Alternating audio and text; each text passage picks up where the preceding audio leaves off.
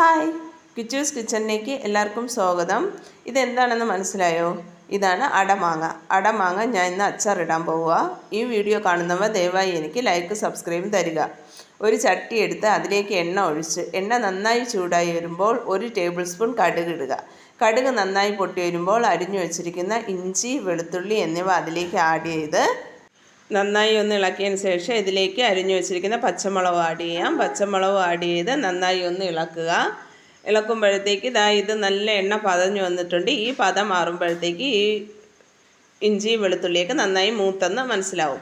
അതിലേക്ക് കറി ലീഫ് ഇട്ട് നന്നായി ഇളക്കിയതിന് ശേഷം 1/4 ടീസ്പൂൺ മഞ്ഞൾപ്പൊടി, 3 ടേബിൾ സ്പൂൺ മുളക് പൊടി എന്നിവയും ഇതിലേക്ക് ആഡ് ചെയ്ത് 1/4 ടീസ്പൂൺ ഉലുവപ്പൊടി 2 വട്ടമായിട്ട് ഇട്ട് കൊടുക്കണം. അത് കഴിഞ്ഞ് ആവശ്യത്തിന് കായപ്പൊടി ഞാൻ 1/2 ടേബിൾ സ്പൂണോളം ഇടുന്നുണ്ട്. അതും ഇട്ടു. പിന്നെ നേരത്തെ ഞാൻ പൊടി ഇടുമ്പോഴത്തേക്ക് ഗ്യാസ് ഓഫ് ചെയ്തിരുന്നു. ഇപ്പോൾ പൊടികളെല്ലാം ഇട്ടതിന് ശേഷം ഗ്യാസ് ഓണാക്കി സിമ്മിലിട്ടിരിക്കുകയാണ്. എന്നിട്ട് നന്നായി ഒന്ന് ഇളക്കി കൊടുത്ത് ചെറുതായി അരിഞ്ഞു വെച്ചിരിക്കുന്ന അടമാങ്ങ അതിലേക്ക് ആഡ് ചെയ്യുന്നുണ്ട്.